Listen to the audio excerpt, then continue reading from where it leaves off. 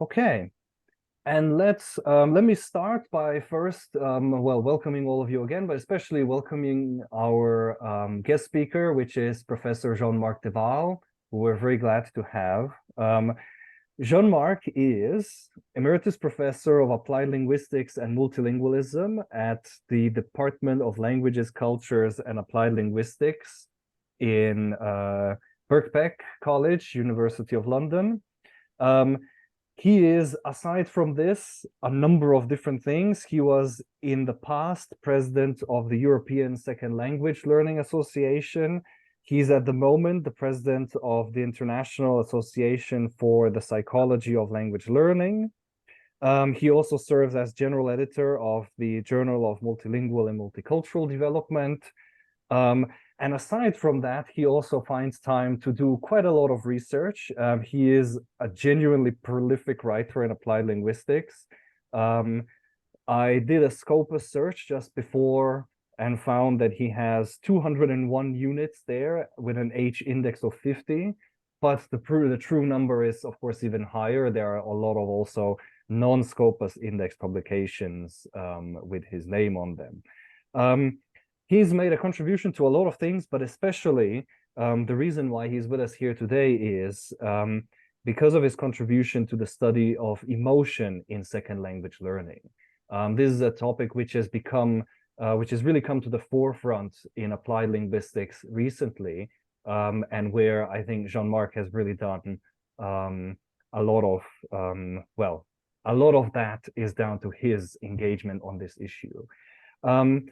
Before I invite him to start, I just want to give a few of the ground rules. We'll have time for question and answers at the end. You're very welcome if you come up with a question or a comment to drop it in the chat in the meantime. But otherwise, I think we'd like to ask you to wait until the end, okay? But at the end, anyone who's got a question or a comment, anything to add, is very welcome to do so. By opening up their mic and speaking to the wide world, okay? So I think that's enough for the formalities, yeah? I think best thing I can do now is invite Jean-Marc to share his screen and regale us with his wisdom. Ooh, thank you, Christoph, for the very nice introduction. I don't know whether there is so much wisdom, but there are lots of interesting facts about emotions in foreign languages. So let me share my screen. And let me see whether this can work.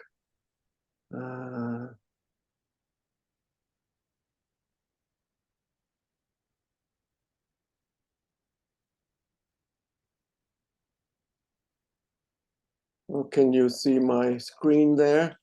Yes, we can. Excellent. Okay. Before I start the talk, I would like to wave to Béatrice Vinturin. I see her there. I haven't seen her in a while. She was a visiting PhD student in Birkbeck, and it's great to see her for the first time since then on screen. Secondly, I need to explain a little bit why I became interested in this topic.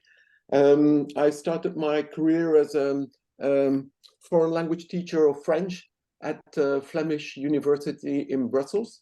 So my students were Dutch L1 speakers. They typically had French or English as a second or third language, Spanish and or German as a fourth and or fifth language.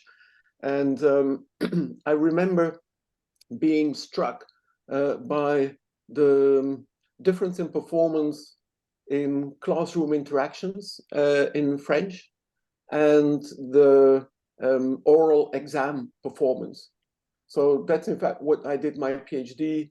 I focused my PhD on it. It's that synchronic variation. Why does the same student perform well in one situation and seems to struggle in another situation? Obviously an exam, a stressful exam situation. And I guess I was slightly naive at that point, I was surprised during oral exams. I would ask the student to sit across me from a table, a little table, a chair for the student, a chair for me, that a lot of my students didn't seem to have showered in a while. And I thought, oh, this is a smelly student. So I started opening the window to have some more ventilation in the room, because the exams were always in the summer, so it was pretty hot. And then after a while, I realized, oh, let me add a second table, and then let me open all the windows that I can to have extra circulation. And then suddenly it dawned on me that some students were sweating heavily, obviously because they were so fearful. And it had never occurred to me that students would be suffering from such a level of anxiety in an oral exam where all I had to test was their proficiency in French. I wasn't asking them any difficult questions. I just wanted to hear them speak French in order to give them a grade. And some of the ones who were perfectly okay in the classroom were really struggling and stuttering and sweating during the oral exam. So although my PhD was not at all about learner emotions, I would say that it's an observation that I made as a teacher that led me to ask questions post-PhD. And I realized, well, in fact, this is something that I could investigate further, how students are feeling and why they are feeling in that way.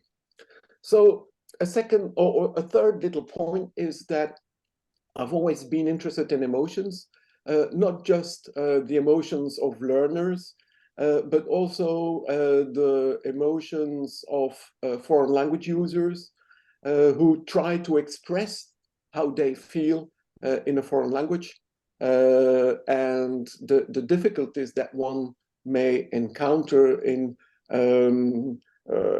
explaining how you feel to an interlocutor in a foreign language, whether you are angry or falling in love. You realize that your language teaching has typically not prepared you well enough to talk about the beautiful eyes of your partner, or to express your anger in an appropriate way that won't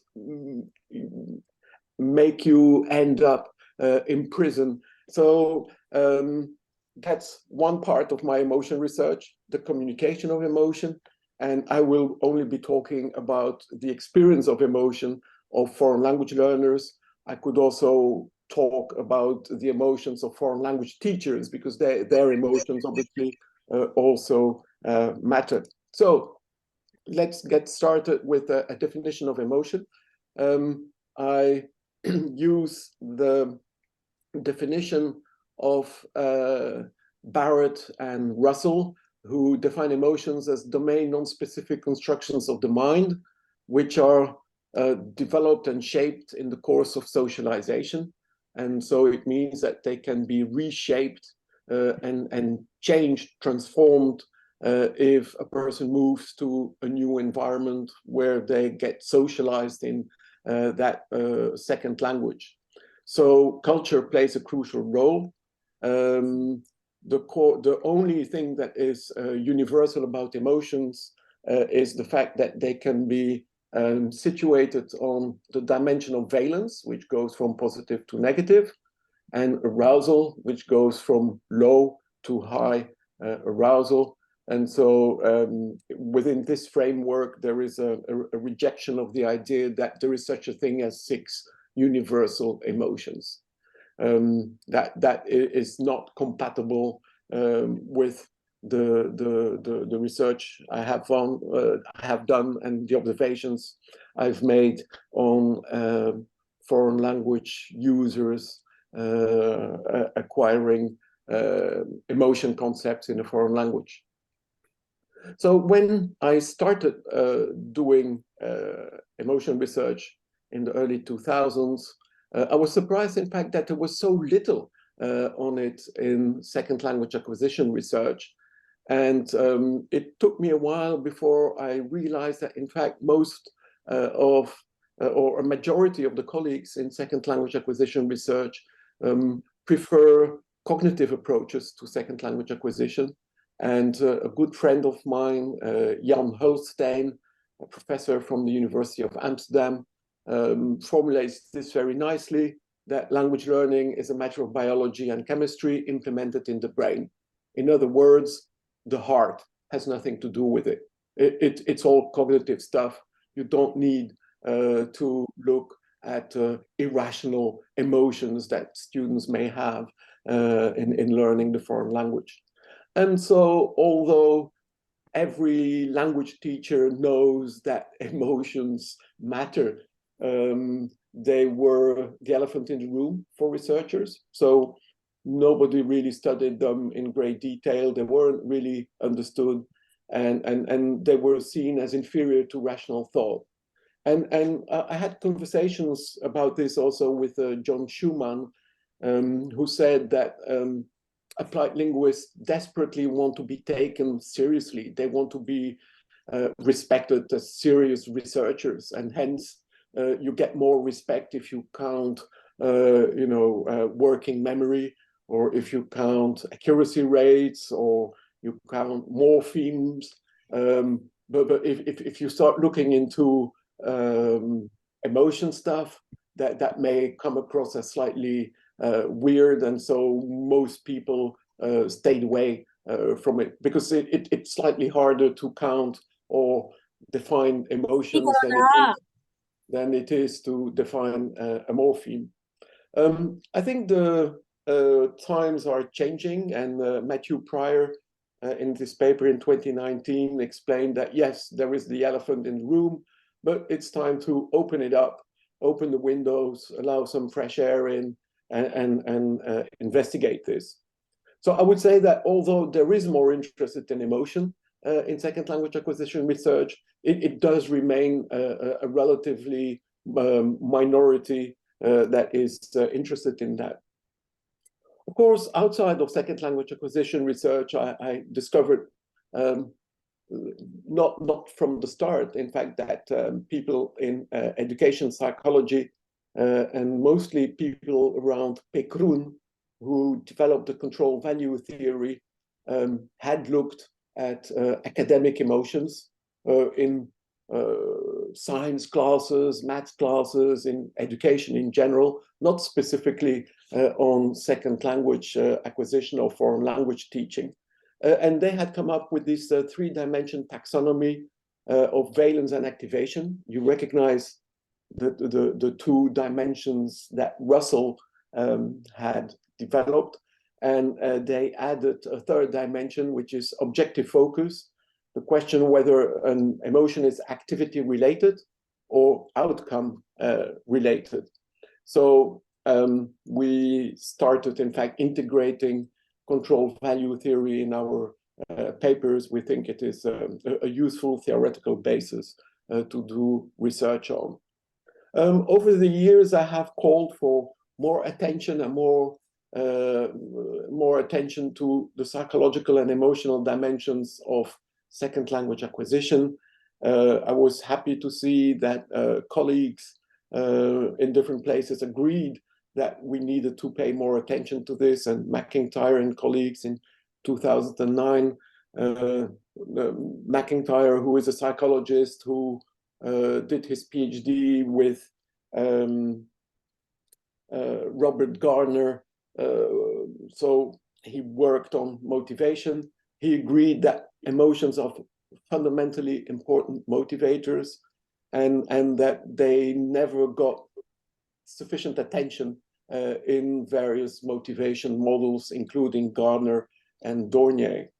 And so with Peter McIntyre and colleagues, we did a study in 2019. We showed, in fact, that how students had experienced 10 positive and 10 negative emotions in the previous week, that was linked to positive attitude and motivation dimensions in their foreign language learning. So it was the first time that somebody showed that how you feel in the moment is in fact also linked to longer term motivation dimensions. We hadn't expected to find that really. And so I made this little joke that since the elephant has been in the room for much too long, it's time to let the elephant fly. You may recognize the adindaton in English, which is when pigs fly, which means never. So I showed that, in fact, the average number of papers that do mention emotion as a key word is going up dramatically in the past few years, and that before 2010, if there was mention of emotion, it was in 95% of the cases anxiety. So the field is moving forward. And one of the reasons, I think, for this move is the introduction of positive psychology in the field. And it was, in fact, a paper by Peter McIntyre and Tammy Gregerson in 2012 that drew the attention of applied linguists to positive psychology.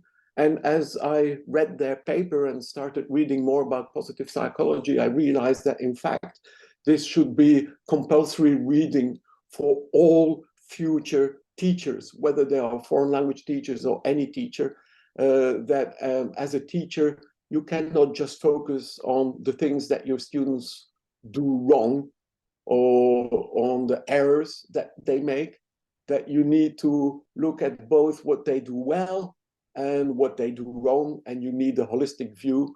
So it doesn't mean that you should pretend that there are no problems. Of course, you have to accept that, yeah, there are issues to address, but let's also look at positive things like flow, hope, courage, well-being, optimism, creativity, and resilience. And I think that one of the reasons that this is so important is that we are increasingly realizing as language teachers that we are not just transmitting knowledge, that we are, so that our students are not empty containers that we need to fill with linguistic knowledge.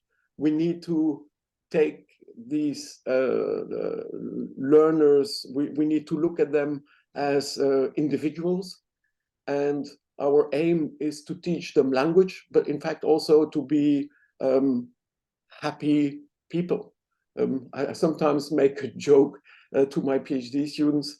I say, you know, I'd rather have you give up the PhD if it makes you really unhappy, because it's totally better to be a happy student or former student with a master's rather than a very unhappy PhD student with a PhD. And if you then jump off the bridge, then I will have wasted all that effort on getting you to get the PhD. So my students then have a bit of a laugh and they say, oh, there he goes again.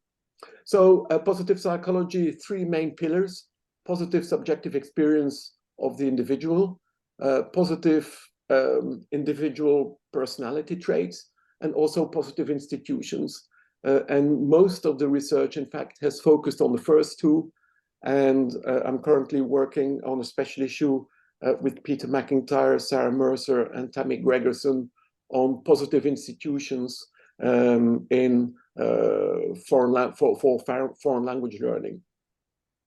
Also, an interesting theory that came to our attention was the Broadland build theory by Barbara Fredrickson, where she points out that in learning, if the student is in a positive mood, that student will absorb more information than if the student is in a negative mood, anxious, because then there will be a narrowed focus and the student won't remember as much of the classroom. So if you can put your students at ease, if they smile, if they laugh, they're more likely to remember what you tell them.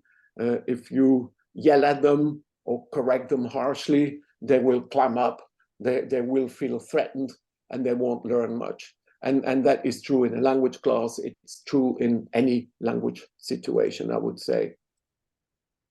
So here is a picture of Peter and me at a AAAL conference in 2012, where we presented the first draft of our Janus paper, where we presented the concept of enjoyment and wanted to look at the relationship with anxiety, and where we argued for a more holistic view on emotions in the foreign language context.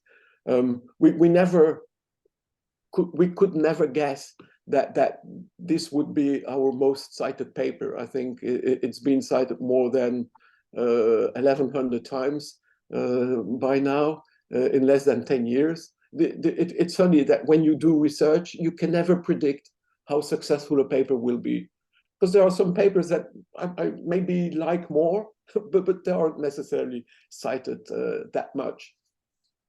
So we used the existing definition by Elaine Horitz, who was a good friend of us. She passed away 2 years ago, and who had defined foreign language classroom anxiety as this distinct complex of self-perceptions, beliefs, feelings, behaviors related to classroom learning, arising from the uniqueness of the language learning process. And in fact, Elaine also, in her conference presentations, would compare foreign language anxiety to the pink dress syndrome. Imagine that you are invited to a party and you are convinced that the dress code is pink, and you turn up in your pink dress and you discover that everybody is dressed in black. And there you are, standing out, feeling terribly ashamed of not fitting in. And she says that that's in fact what foreign language learners experience. They feel the moment they open their mouth that they don't master the language as well as they would want to master it.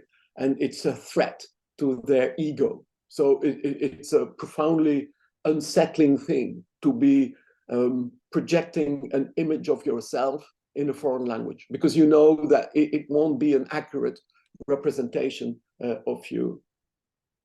So for enjoyment, we looked at it, we presented it as a complex, positively balanced emotion, typically between medium and high arousal, resulting from a combination of challenge and perceived ability that allows tackling difficult tasks. So Peter had read Say Mihai, his book on flow, where he says that you can only enjoy something if it's hard enough. And I think this applies also to video games. I'm not, I don't do video games, but I read and know quite a lot about it, that if a game is too easy, then there is no challenge, and then there is no enjoyment, so you give up. If the game is too hard at the lowest level, the same thing will happen. If it's too hard, you don't have the skill yet, so you will give up. So for something to be enjoyable, it needs to be just hard enough so that it requires you full concentration, but that you can pull it off and you are happy. Oh, I managed to do this. And I think that in a foreign language class, it's the same thing, that you enjoy something when you manage to express your thought in a foreign language, and this is your first term doing that foreign language class, that may give you profound satisfaction. So we used a short form of the foreign language classroom anxiety scale with 8 items, 2 that have to be reversed. So you see it refers to physical and psychological symptoms of anxiety in the class. So here we talked about the English foreign language class. And then this was the original enjoyment scale, 21 items.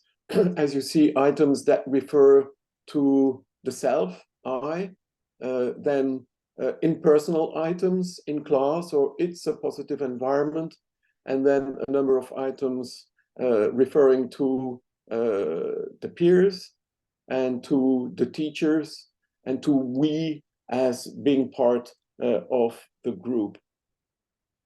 And we also realized quickly that in online questionnaires, participants don't have much time to spend on questionnaires. 10 minutes is typically the maximum these days.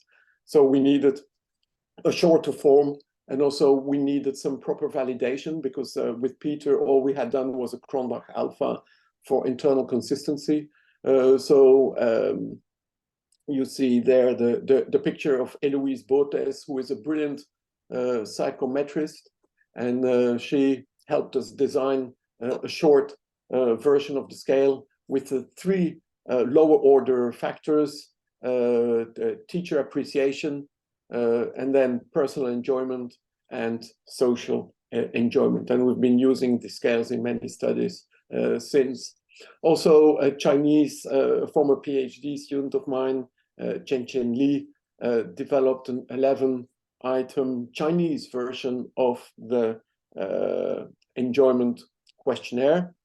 And Chen Li, whose picture is there, and I also developed the foreign language learning boredom scale, which we have used more recently, where boredom is defined as a negative emotion with very low arousal arising from ongoing activities. And again, activities that are either too difficult or too easy.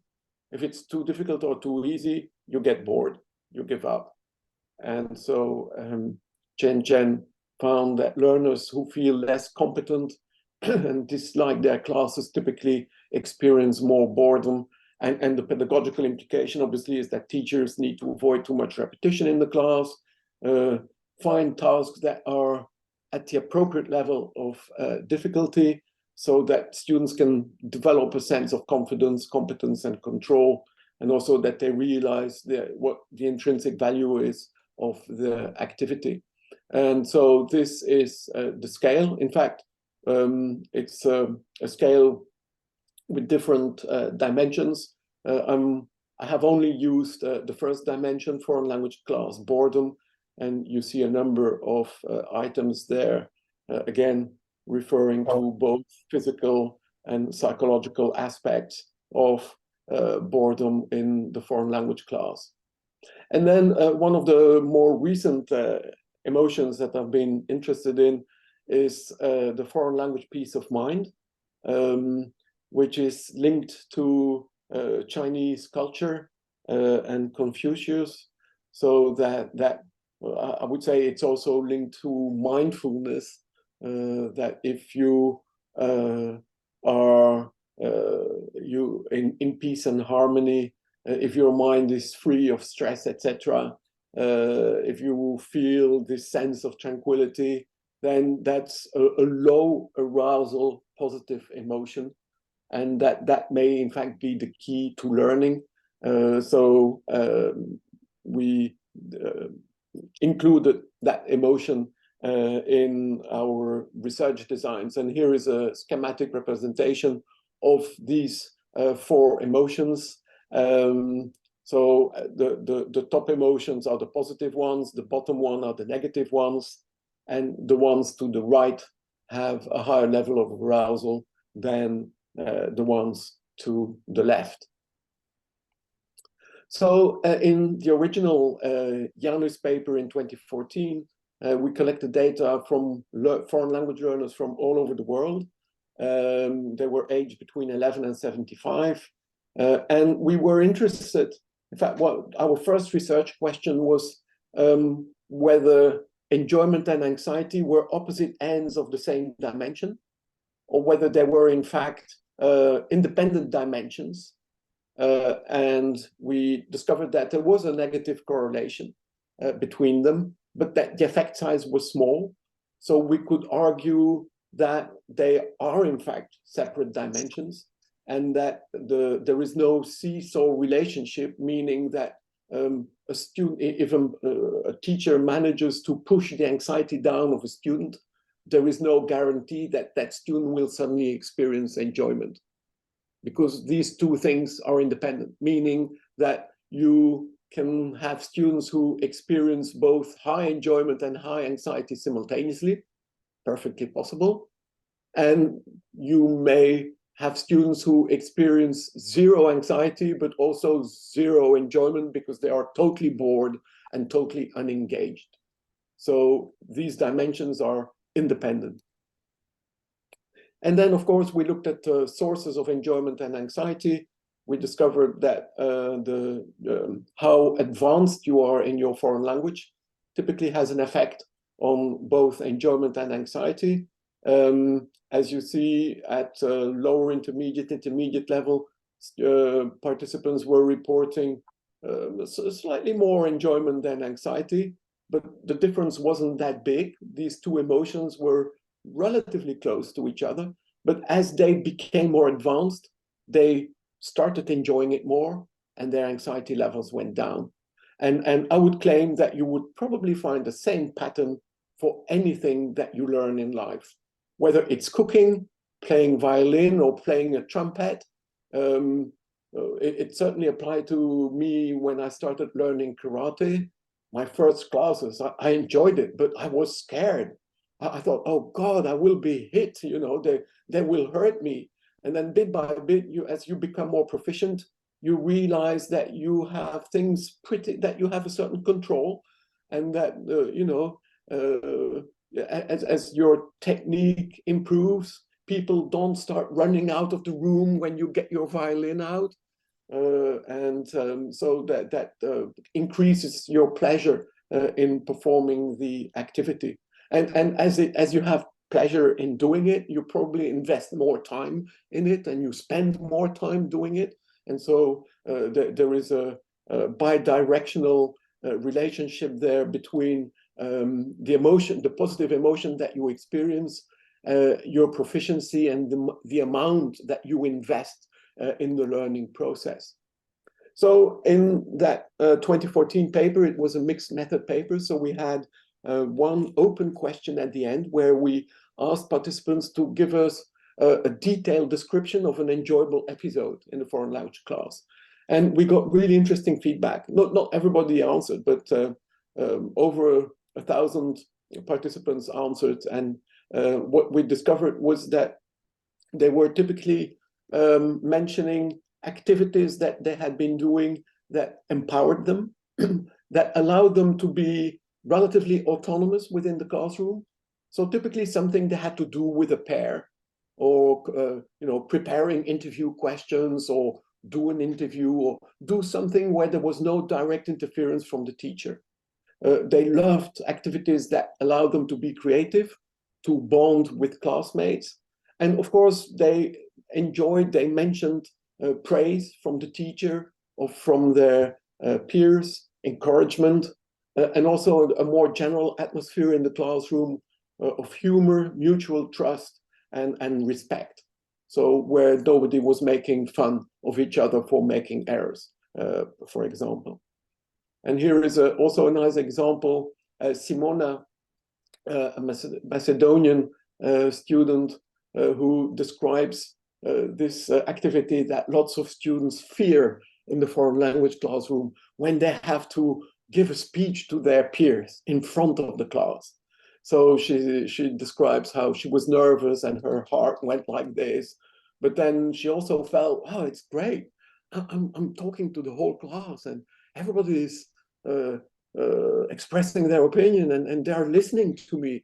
This is fantastic. So this was clearly a future language teacher, I would say, or a future teacher who loves being at the center of attention.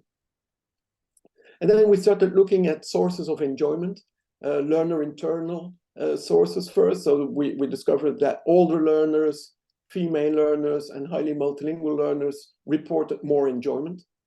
And also that those who felt that they were above average in their class, they also reported more enjoyment. Those who were more advanced and those who had had good results for their tests, they also reported more enjoyment. And then we looked at sources of enjoyment where there was an interaction between learner internal variables and external variables at different levels. So positive attitude towards a foreign language culture linked to more enjoyment. It can also depend on who the teacher is. So students who had two teachers for the same language typically reported that they liked the main teacher more than the secondary teacher. And then in a recent paper with Bittighofer, we discovered that when a supply teacher came in for one class, that students' enjoyment dropped. So they like their regular teacher. They don't like it when somebody else comes and give the class. And I guess it's a bit unfair, but you are used to your teacher and you don't want anyone else, even if that person may be good. It's linked to the teaching method. So this was a study where we showed that intense, authentic communication with students was linked to higher levels of enjoyment and lower levels of boredom compared to the traditional teaching. There is an effect of the kind of school that you are in and the amount of attention that they pay to foreign language classes. And then there is societal context.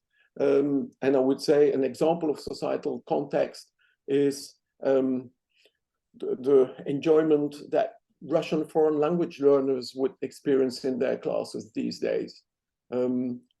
Because it's not their fault that Russia is involved in the war in Ukraine, but it means that Russia isn't, Russian may be a harder sell as a foreign language, and that the historical political events can have an effect on how students feel in the classroom about the language and about the culture.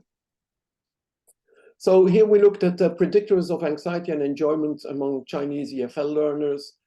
We discovered that enjoyment was mostly predicted by attitude towards the teacher. So if they liked the teacher, they reported high levels of enjoyment. Whereas, as you see, for anxiety, the strongest predictor was the relative standing among the peers.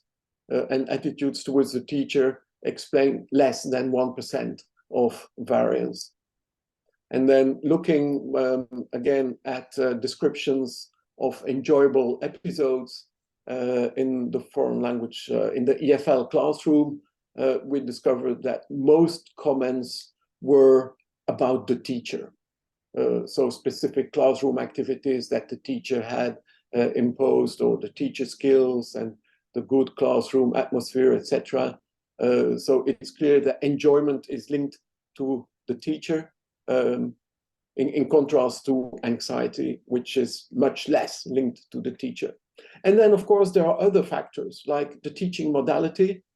All of us have had to shift to online teaching during the pandemic, and that has had an effect on classroom emotions.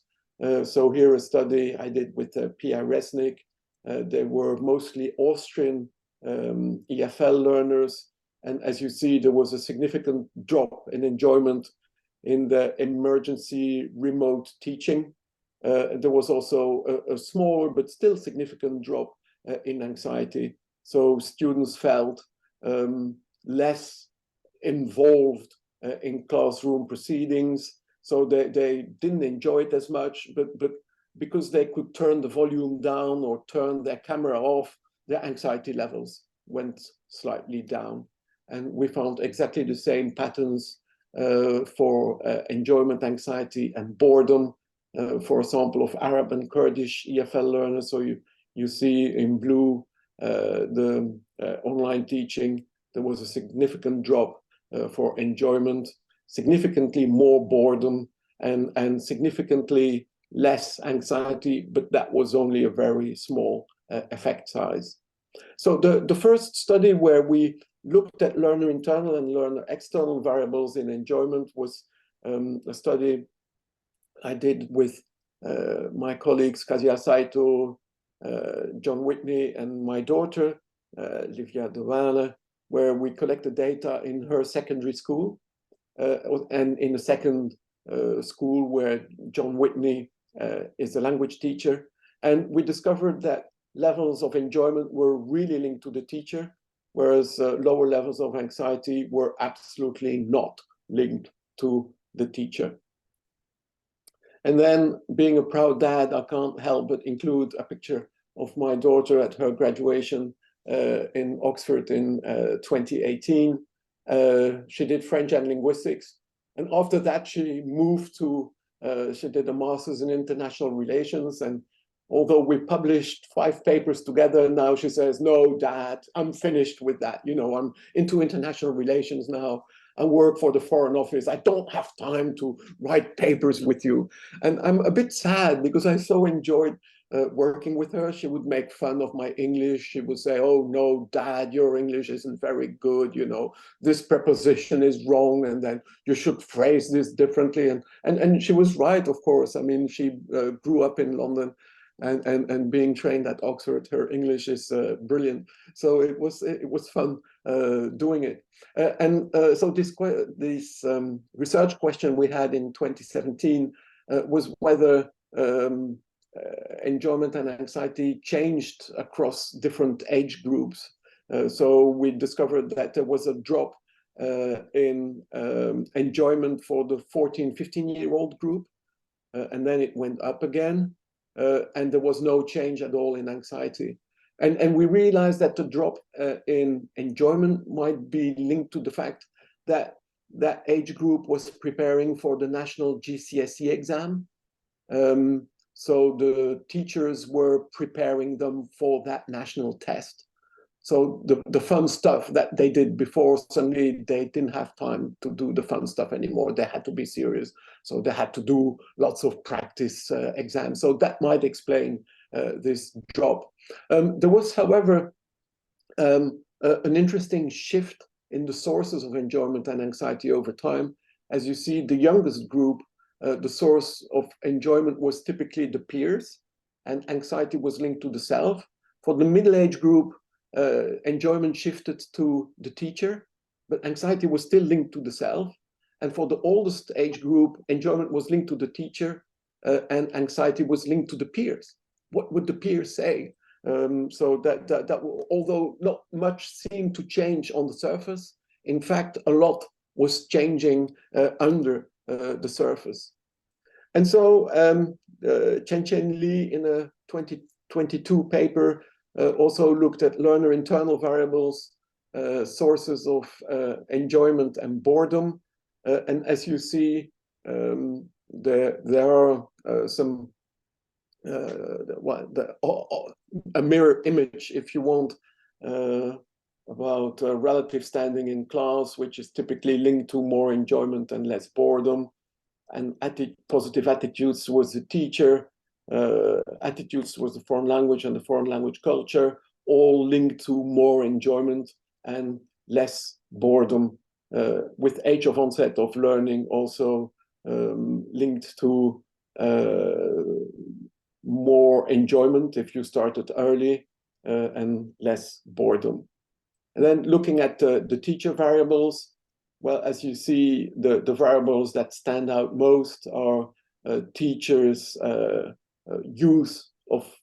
frequent use of the foreign language in the classroom, but then also the teacher's enthusiasm, predictability, but this is in the Chinese context, friendliness, and strictness had no effect on enjoyment and boredom.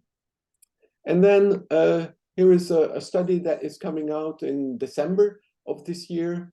Just 7 students. It was a small-scale study. We were interested in the fluctuations of enjoyment, boredom, and anxiety of these 7 students over 5 consecutive French foreign language classes. And in the 3rd class, a supply teacher taught the class. So their regular teacher, they had a regular teacher for class 1, 2, 4, 5. And as you see for class 3, there was a significant drop in enjoyment linked to the teacher. So that showed how much fluctuation there is from class to class, and how much it is linked to who teaches the class. And then in another longitudinal study over 1 semester, we collected data from Kuwaiti foreign language learners, and what we so a picture of Kazuya Saito, who did multi-level stats in this paper. And what we found was that over the semester, there was no significant change in enjoyment or anxiety, but there was a significant drop in motivation. And so we argued that the enjoyment, in fact, is like a buoy that allows the student to maintain positive about the foreign language learning, although the motivation may drop. And the motivation may drop, we speculate, because you may get a bad test result, or you suddenly realize that learning this foreign language is harder than I expected, so that can have an effect. And then with the same database, we also looked at the effect of teacher behaviors. And one striking finding was that teachers' frequency of using the foreign language in class, predictability and frequency of joking were all linked to enjoyment and positive attitudes and motivation, not linked to anxiety, and that the levels of enjoyment dropped significantly for teachers who didn't joke much. So as you see at time one, there wasn't any significant difference between teachers who were joking a lot and those who weren't joking much. But over time, you see that difference grows and becomes significant. And of course, we realized at that point that we had to refrain from drawing simplistic conclusions. We realized that maybe it wasn't just the joking, that maybe the teacher who wasn't joking much was a bad teacher. Maybe the teacher who wasn't joking much was very anxious in class, or wasn't very skilled, or maybe was too strict, or maybe was authoritarian, or maybe, I would say this is an important point, because sometimes you find something significant, but you cannot jump to causality conclusions. You always have to be careful and realize, okay, maybe the teacher wasn't joking, but maybe that wasn't the only thing. And because we had no more information about the teacher, we can't say for sure why these students reported lower levels of enjoyment. And then in a paper that came out just a couple of weeks ago with a former master student of mine, Rashid Mefta, we looked at Moroccan EFL learners, and we did again a pseudo-longitudinal design, comparing the beginners, the intermediate, and the advanced EFL learners. And as you see, motivation at the top doesn't change over time. However, the positive emotions increase from beginners to intermediate and then stabilize, and the negative emotions drop between beginners and intermediate and then go down more slowly at the advanced level. So it's clear that something happens between the beginner and the intermediate levels. You remember foreign language peace of mind? What we found was that for 400 Chinese EFL students, that in fact foreign language peace of mind was a stronger predictor than enjoyment. So we were surprised by that finding, and we discovered that the same effect exists in our Moroccan EFL database. And then you won't be surprised to hear that teacher enthusiasm, I showed you already, is linked to enjoyment, more enjoyment and less boredom. It also has namely enjoyment. Teacher enthusiasm boosts enjoyment, which in turn boosts engagement. And in teacher enthusiasm also lowers boredom, which in turn has the lack of boredom boosts engagement also. And then a study on the effects of these three emotions on achievement. As you see, the teacher use was linked to more enjoyment, and and the strongest predictor of achievement was in fact anxiety. And that's pretty typical, that you may enjoy the class, but its positive effect on achievement is not always statistically significant. But enjoying the class boosts attitude, and a more positive attitude was linked to better achievement. And we also found that unpredictability was in fact negatively linked to boredom. This is an interesting cultural difference. So in China, in the Arabic countries, students love predictable teachers. In Western contexts or international contexts, learners report more enjoyment with teachers who are unpredictable. So I don't know how to explain this. It's a cultural difference, and I'd be happy to answer questions about this. And then here, a study again on the Moroccan database, where we showed that anxiety, in fact, is the strongest negative predictor of academic achievement in the foreign language, followed by boredom, with a weaker positive effect of enjoyment. We had wished that enjoyment had a stronger effect, but you know, that's science. You run your stats and you don't always find what you would want to find. Now, the argument that had to be made to the colleagues in second language acquisition with an exclusive focus on cognitive variables is that emotions matter, that this meta-analysis shows that students, that studies that looked at the link between enjoyment and willingness to communicate found an average positive correlation of 0.44, meaning that learners who enjoy themselves are more willing to communicate. And everybody knows that learners who are willing to communicate will communicate more, will use the language more, and will progress faster as a result. Also, we discovered slightly weaker, a moderate positive correlation between enjoyment and academic achievement. So again, if you enjoy your foreign language class, you will typically get better scores.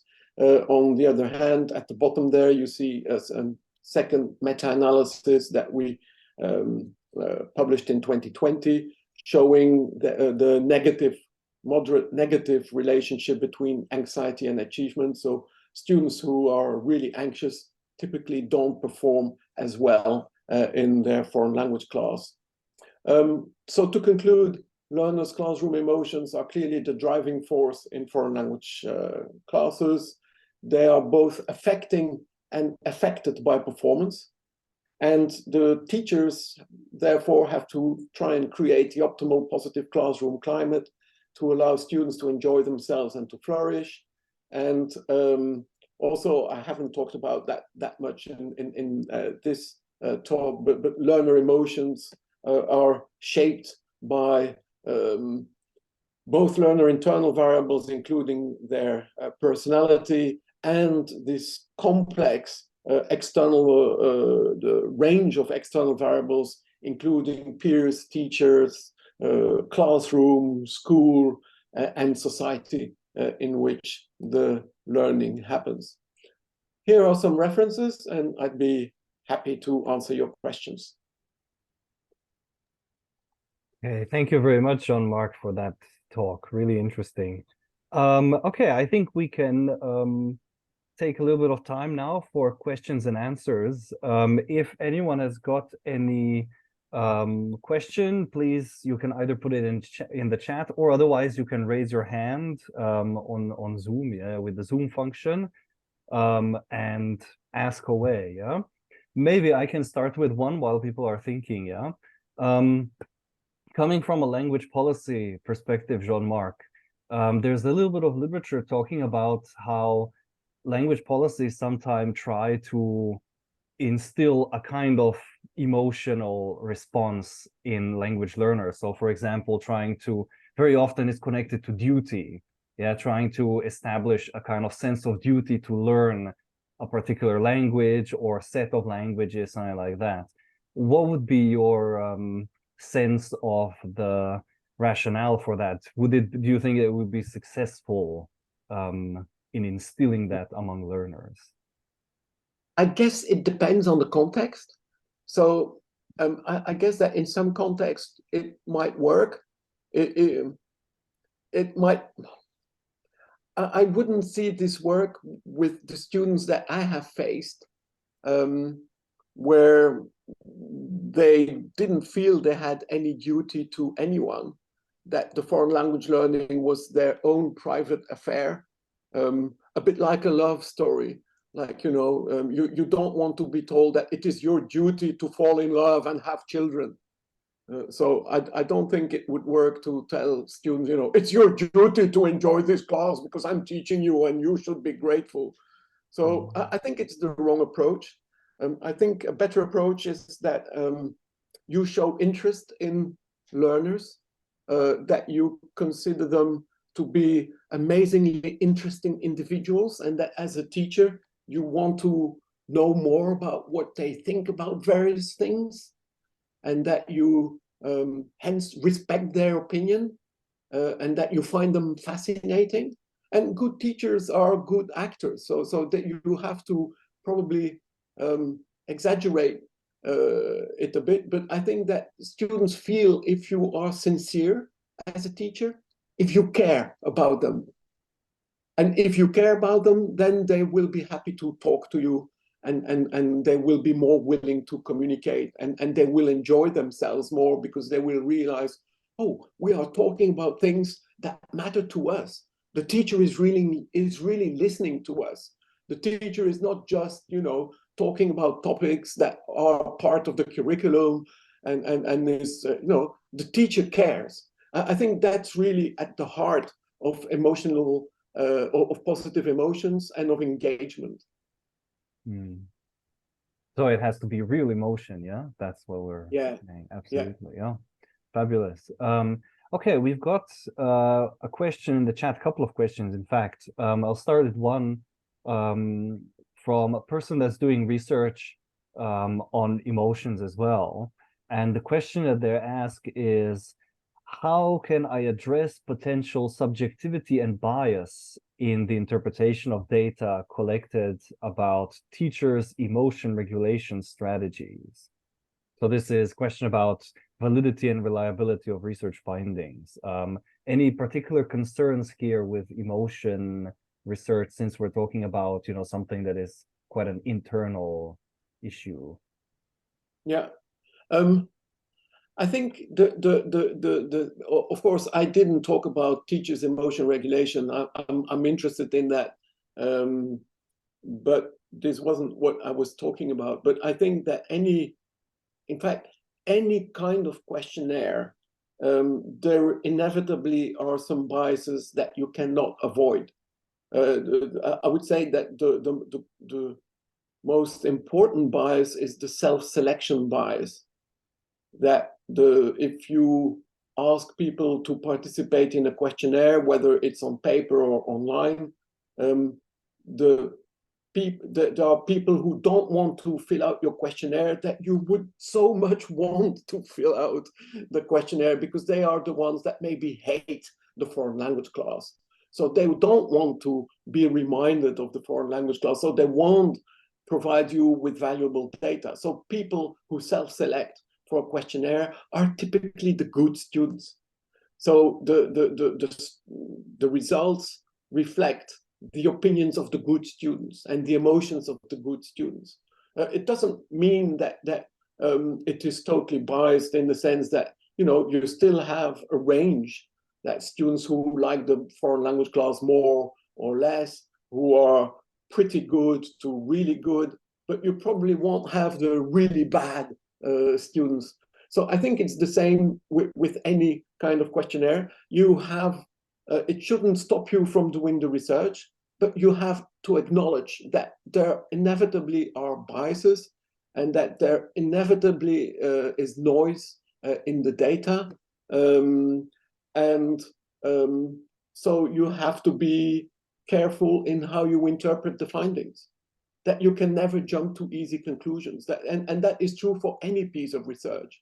that you can say, you know, this is what I found with this sample that had these specific characteristics. I'm not claiming that this applies to the whole world. It's true for my sample.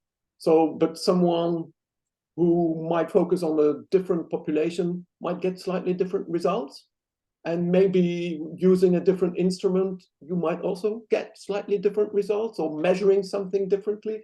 So as long as you put that at the end of your paper among the limitations, or in the discussion about you realizing that you can't make these sweeping generalizations.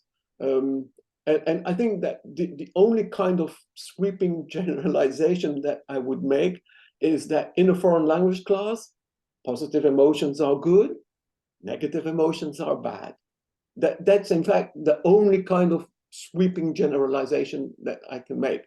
How you get to the positive emotions and how you get to avoid the negative emotions, well, that much depends very much on the educational and cultural context and on the teacher. Absolutely. Once again, if anyone wants to ask a question, do open the microphone and jump in. There's still more in the chat, but I don't want to you know, stop anyone from asking. Yeah. Okay. Yeah, I see in the chat there is the question about universal emotions. Yes, yes. I think we can move on to that one then. Yeah. So the point, this is a bit too complex to explain in 2 minutes, because this is a debate that has been going on in psychology for many years, with lots of arguments and counter arguments. And the idea about universal emotions is that anyone in the world can recognize the picture of the face of a middle-aged white American guy who smiles, scowls, and has different expressions on his face. And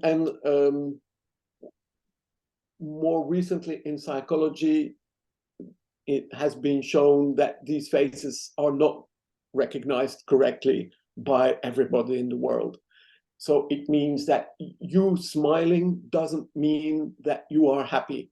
You may be smiling, but that's not necessarily happy. You may look angry, but in fact, you may in fact just be concentrated. And also you may experience different emotions simultaneously. And I think that is really a crucial point, that if you are bored, you are typically also anxious, and you experience low levels of enjoyment. So these emotions are entangled. And so I would say that the experience of emotion is more complex than we would be led to believe from these universal these six universal emotions. So what I'm saying is that we are experiencing different emotions simultaneously, and they are kind of weaving in and out, so that at the start of the class, the student can be, you know, even if as a language teacher, you address the class and you say, okay, today we're going to talk about this. And you can see half the class looking bored straight away, because they think, oh no, damn grammar, we hate grammar. So they are experiencing boredom and low enjoyment and high anxiety because they got a bad test, on a bad score on their last grammar test. But then you're such a wonderful teacher, and you start explaining this grammar in such an engaging way that suddenly you get everybody's attention, and they suddenly, you can see them sit up, and they are suddenly no longer bored. And you think, yeah, this is working. They're listening to me. They love it. And so they may have been bored at the very start of the class, and then you convince them that this is not boring. This is really amazingly interesting, until you lose them after 10 minutes. That maybe you overdid it a bit, maybe, and then suddenly you notice that they start looking bored again, or a bit anxious, and you think, okay, maybe it's time to switch to something different in the classroom. So that's what I'm saying, that these emotions are dynamic. They are constantly going up and down, and it depends on the task you're doing, how they are feeling, how tired they are getting, how tired you as a teacher are getting, because maybe you don't realize, but this is the end of a long day for you. You are exhausted, and suddenly your students realize, oh, the teacher is tired. It's time for him to finish this class, and then their enjoyment will drop. So many factors are interacting in what is essentially a highly dynamic system of learner and teacher emotions. Brilliant. There's an interesting question here asking about the relationship between emotions and something that has received quite a lot of attention recently, which is grit. Curious if you have something to say about that relationship. So grit is one of these positive psychology personality traits. Resilience, grit, all the things that, which is the trait that you don't give up when something goes wrong. And we know how important that is in life. It is important in anything you learn. Again, whether it's cooking, if you give up the first time you try to bake an omelette, and you decided never to cook again, okay, you had very low grit at that point. So students with more grit, we have found, typically also invest themselves more in the learning activity. They typically report lower boredom, more enjoyment. They may experience a decent amount of anxiety, but they are not paralyzed by the anxiety. And so I think that teachers, whether they are language teachers or whether they are, like you, Christoph, you're setting up a PhD program, you will have to supervise these PhD students. You will have to teach them the value of grit and resilience, that not everything goes right, that in fact more things can go wrong when you're doing something, that when you're doing original research, and if you're doing a PhD, you are doing original research. So I think you need an above average amount of grit to do that well. And also it's about realistic expectations, that just as a foreign language learner needs to be realistic in that he or she won't sound like a so-called native speaker of the language after a year or two, or even after 3 or 4 or 5 years. In fact, it's even unrealistic of thinking that one day you may sound like a native speaker. So you need the grit to accept your limitations, just as you need grit to realize that the fact that you don't sound like a native speaker doesn't mean you are a failure. And the same applies to researchers. The fact that your paper was rejected by that journal doesn't mean that you are a failed researcher. It just means that that paper was rejected by that journal. Maybe it wasn't good enough. Maybe you needed to change the perspective. Maybe you needed to spend some more time collecting extra data. I mean, you just read what the reviewers have to say. And I think that if you have that experience, that you know that you can't be perfect, but that you're trying hard to do the best you can, that in fact it is increasing your amount of grit. So you wouldn't have grit if you never encountered any obstacle in your life. Absolutely, yeah. I think anyone that's finished a PhD can attest to the importance of grit. Yeah, it is absolutely incredibly important. Also mastered, actually. Yeah. Okay, I've got one more question in the chat that I think is quite interesting here. Is there a place for qualitative research methodology to approach the study of emotions? Absolutely, absolutely. I included some quotes from our participants on purpose to show you that we did that. In fact, most of our studies were mixed methods studies, where we record. In fact, we had both quantitative and qualitative data.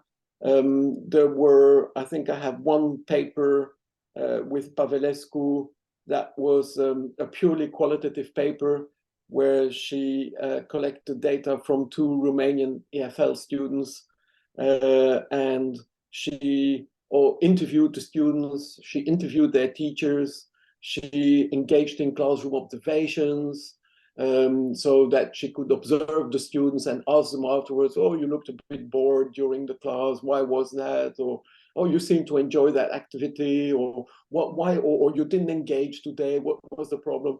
So I think there is room for much more qualitative work on learner emotions.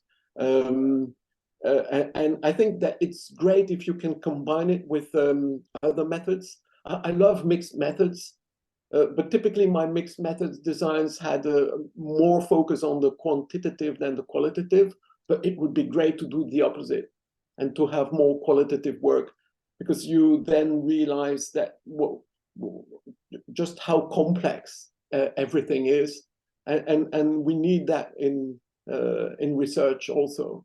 So we need to be able to have some general patterns, and we need to see the amazing richness of the individual learner experience. And I see that Beatrice has her hand up. Hi, Jean-Marc. So thanks for your talk. Very interesting, and very happy that this talk is at a time that is suitable for us in Australia. So I've got a more simplistic question about, because you talked a lot about, I mean, individual characteristics and teachers as well, the role of teachers. So I was wondering if you, because I work in an institution where we've got a lot of young looking like me teachers. So although I don't teach languages so much, but I was wondering if that, I mean, if you observe that, for example, teachers' age might be, you know, might play a role, because students might be, you know, might see less of a gap, although at the same time, teachers' age also means like less experience. So students might have this, you know, contradictory feeling, as in, okay, this teacher is young or younger than others, so I might, you know, open up, but they might also have a prejudice, like, this teacher is young and less experienced than others. So what are your thoughts? And I mean, also gender might be playing a role. So yeah, just your thoughts if you observe something. Yeah, no, that's a good question, Beatrice. The answer is, I think I did one study where a teacher's age was included, a 2019 paper, and it turned out not to have any significant effect on learners' emotions, which doesn't mean that it might have an effect in other contexts. And I think the difficult thing is that there are so many things, that characteristics of the teacher and his or her behavior, that might have an effect, that we certainly haven't explored everything. So there is a lot to, so one of the things we checked was whether the teacher's clothing might have an effect on learners' emotion. So because we thought, okay, if the teacher is dressed very formally, maybe the student, that will have an effect on on learner emotions. It turned out not to have much effect. But you know, it would be great, in fact, to have an experimental design where the same teacher dressed up very formally would teach a class, and then you would measure the emotions, and then the same teacher dressed very informally with a similar type of group, and see whether there were differences there. That would be great research. I would love it. That would depend on the context as well, I guess. For example, in Australia, teachers dress up too much. Of course. It creates a barrier. So I agree. And then there would be a confounding variable, because maybe the teacher then who dresses up very formally then automatically starts behaving more formally. and then that same teacher dressing up informally might behave more informally, then you could not, I mean, that would be a confounding variable. You wouldn't know whether it was the dress or the behavior that caused a variation in the emotion. So there are lots of difficult things there, but there is, it's exciting. We could do more research on this. But I think we need more intervention studies in the field. So we need to see whether a specific thing that the teacher does has a specific effect on learner emotions. And I can't give a list of what that is, but it would be great to try and use experimental designs to test, because that could have interesting pedagogical implications. Thank you. Fascinating, yeah, very interesting. The testing things is absolutely quite interesting here to actually see how we can then return this into action. Yeah. Okay, we've got one last question in the chat. Could you talk about the differences between affect and emotion? Would you distinguish between those in your case? Yeah, no, I don't. Affect was the word that was used a lot in the past. Jane Arnold, for example, talks about language teaching and affect. So we consciously decided not to use the word affect and to focus on the word emotion and the concept of emotion. Also because the use of the word emotion is increasing exponentially in the last few years. If you run Google Ngram with affect and emotion, you will see that affect reached a peak in the 1980s and has been going downwards since, compared to emotions, which is where the use of the word emotion is increasing steeply. So I would say that using the word emotion puts you automatically in innovative, cutting edge. People get the idea that, oh, this is something cutting edge. So if you use the word affect, it immediately places you back in the 1980s. And if you're doing a research, you want to be using the words that situate you in the latest developments rather than in the past. So that's the only reason. I'm not saying that affect is a bad word. It's just a word that we don't use.